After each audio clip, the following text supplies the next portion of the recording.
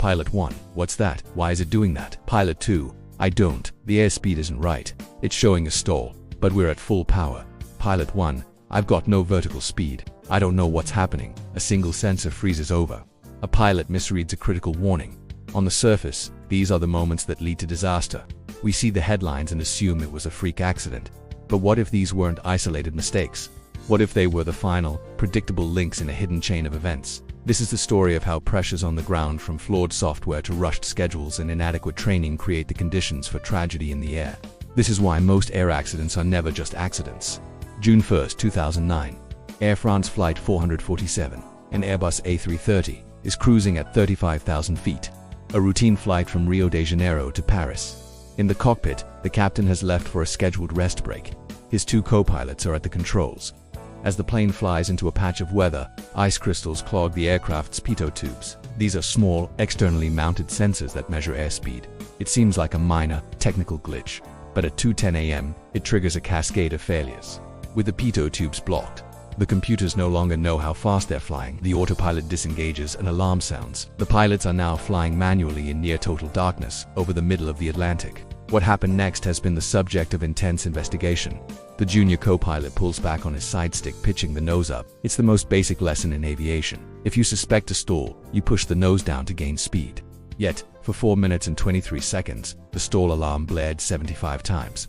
The pilots remained confused, pulling the aircraft into a deeper stall until it plunged into the ocean. All 228 people on board were killed. The immediate cause seems clear: pilot error. But to find the truth, we have to peel back the first hidden layer. The pilots on Air France 447 were not incompetent. They were experienced professionals, but they were caught in a trap created by the very systems designed to keep them safe. In modern aviation, pilots spend most of their time monitoring automated systems. The Airbus A330's normal law is a control mode that prevents a pilot from stalling the aircraft. But when the pitot tubes froze, the system degraded to alternate law, and those protections vanished. Suddenly, the pilots were in a situation their training had not prepared them for. They were confused by conflicting information and the loss of their safety net. The stall warning became another source of chaos. They simply didn't believe the plane could be stalling at full power, a tragic assumption reinforced by their over-reliance on automation. This isn't an isolated case. It's a systemic issue known as automation dependency. The paradox is that the safer and more automated we make planes, the less prepared pilots can be for the moment that automation fails. Then there is Colgan Air Flight 3407, which crashed on approach to Buffalo in February 2009. The National Transportation Safety Board, or NTSB, determined the probable cause was the captain's inappropriate response to a stall warning. But look deeper, and you find the systemic precursors. The investigation revealed startling levels of pilot fatigue. The captain had commuted overnight and was likely sleep-deprived. Both pilots had limited experience in the icing conditions they encountered. The NTSB report pointed to inadequate training for stall recovery and a company that didn't address fatigue. The crash killed all 49 people on board and 1 on the ground. It became a catalyst for change, leading to stricter rules on pilot qualifications and rest. It proved that what looks like pilot error is often the result of deeper organizational failures. These aren't just bad pilots, they are good pilots put in bad situations. Situations created long before the plane ever leaves the ground. Imagine a flight delayed for maintenance. It's an inconvenience, but it feels like a commitment to safety. But what about the maintenance you see? In commercial aviation, time is money. The pressure to keep planes in the air is immense. This leads to a hurry-up syndrome, a pressure to complete checks and turnarounds as quickly as possible. In one report to NASA's Aviation Safety Reporting System, a pilot attributed an in-flight emergency directly to this pressure. He stated, "My company is very concerned with on-time departures. However, they do not give enough time in scheduling to turn the aircraft around safely. Everyone involved was rushed. This pressure can lead to mechanics missing crucial steps. Improper maintenance is a causal factor in a substantial percentage of accidents involving component failures. In 2024 alone, thousands of service difficulty reports were filed with the FAA for issues on Airbus and Boeing aircraft, pointing to the constant workload on maintenance crews.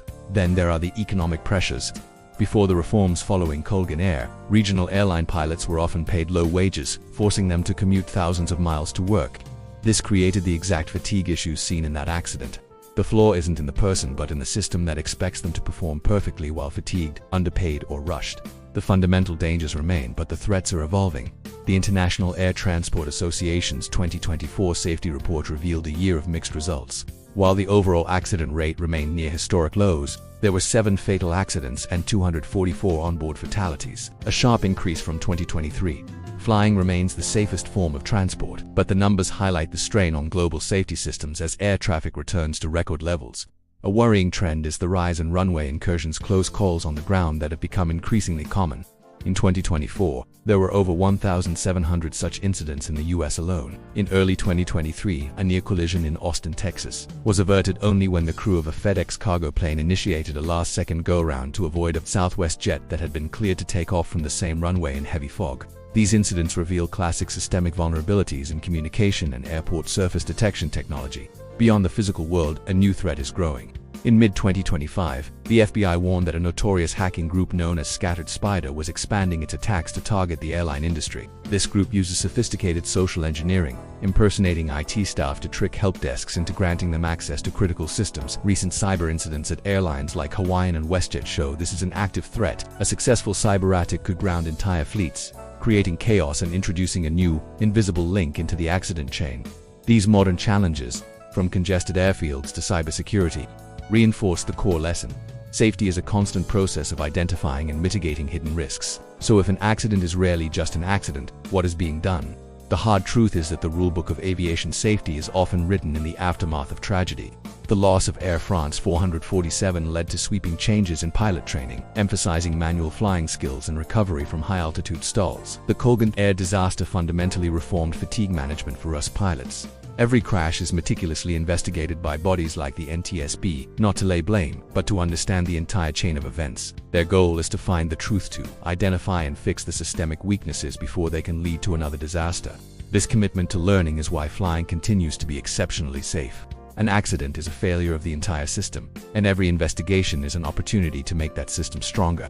We honor the memory of those lost by relentlessly pursuing a deeper understanding of why these events happen, ensuring the same chain of failures can never link up again. The quest for safety is a journey, built upon the lessons learned from the moments when everything went wrong.